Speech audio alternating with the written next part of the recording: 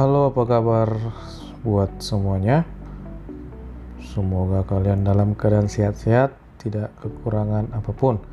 Oke, bertemu lagi bersama saya dengan Pak Irwanto Situmorang pada pertemuan kita itu tentang prakarya dan kewirausahaan. Pada pertemuan kali ini, kita akan membahas yang namanya digital marketing. Kali ini kita akan mempelajari tentang digital marketing. Sebelum mengetahui cara-cara penggunaan digital marketing, terlebih dahulu kalian harus mengetahui apa itu digital marketing.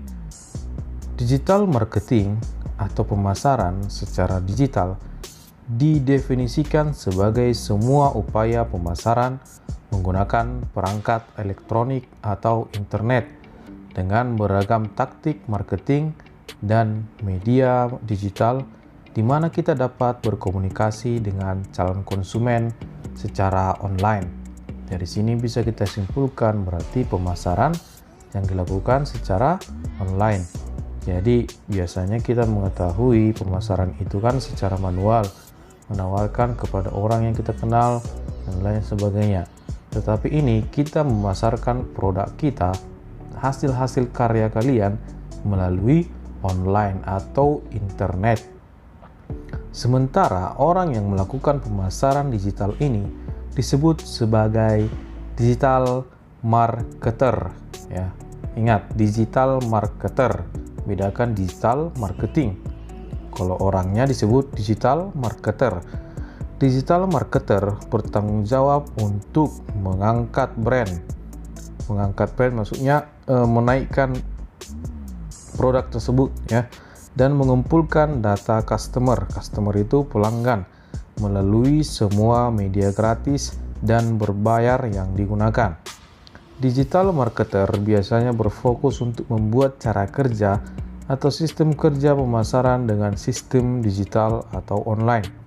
Digital marketer atau pemasaran digital terbaik adalah orang yang memiliki gambaran jelas tentang bagaimana sistem kampanye digital atau sistem promosinya yang dia miliki mendukung tujuan penawarannya.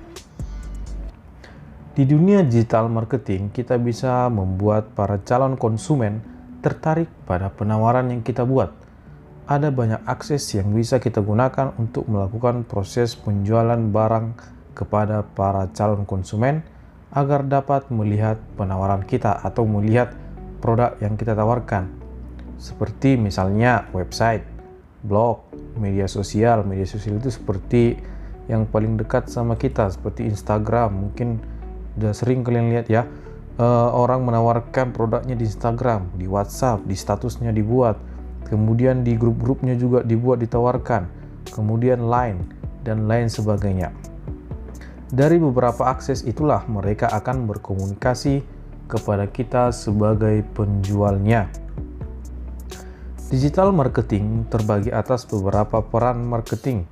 Pada perusahaan kecil atau besar memerlukan peran digital marketing. Berikut ini beberapa peranan yang ada pada digital marketing. Yang pertama, manager CEO atau Search Engine Optimization. Oke, kalau ada terpeleset bahasa Inggrisnya maklumi aja ya. Seorang manajer CEO memiliki goal untuk meningkatkan peringkat website pemilik usaha di Google. Manajer CEO dapat menggunakan berbagai cara untuk mengoptimalkan peringkat di mesin pencarian. Orang ini bekerja secara langsung dengan pembuat konten untuk memastikan konten yang mereka hasilkan berkinerja dengan baik di Google. Bahkan jika perusahaan juga mengupload ke konten di media sosial. Maksudnya orang ini berusaha supaya ketika orang mengetik di mesin pencarian, misalnya baju kas ini gitu, jadi langsung muncul produk kita gitu. Jadi dia bekerja mengoptimalkan ketika orang mengetik nama produknya, perusahaan itu muncul yang pertama sekali. Itu maksudnya CEO mengoptimalkan pada mesin pencarian di Google, itu maksudnya ya. Yang kedua, spesialis content marketing. Spesialis konten marketing adalah pencipta konten digital. Tugas dari spesialis konten marketing adalah membuat konten yang menarik agar penawaran pemilik usaha bisa diminati oleh calon konsumen. Tentu ya, jadi dia membuat kontennya tentang produk-produk yang ingin ditawarkan. Jadi profesi sekarang ini sudah banyak konten kreator. Jadi para perusahaan merekrut mereka membuat konten, mereka disuruh membuat konten yaitu tentang produk mereka. Apalagi followersnya sudah banyak, tentu perusahaan akan menarik mereka supaya membuat atau mengendorse produk mereka, atau bahkan direkrut untuk membuat konten dan menawarkan produk-produk mereka. Itu dia ya, konten marketing.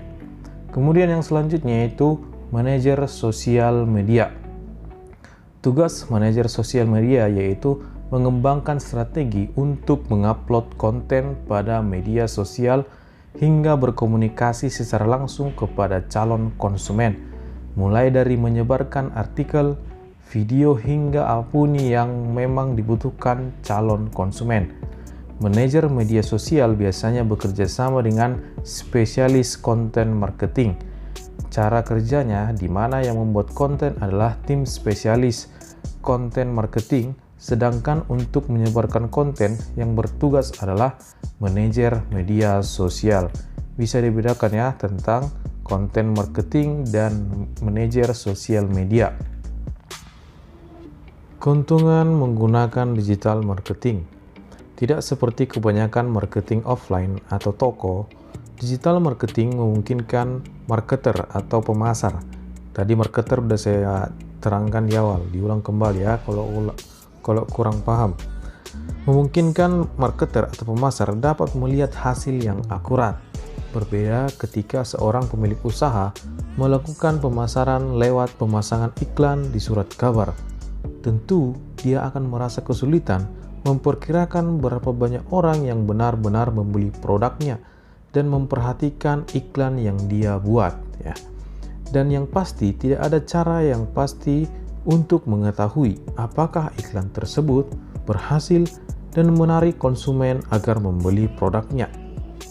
Dengan digital marketing, kita bisa melihat jumlah orang yang telah melihat halaman website kita dalam sekian waktu dengan menggunakan software digital. Jadi ada softwarenya ya untuk melihat berapa orang yang melihat website kita.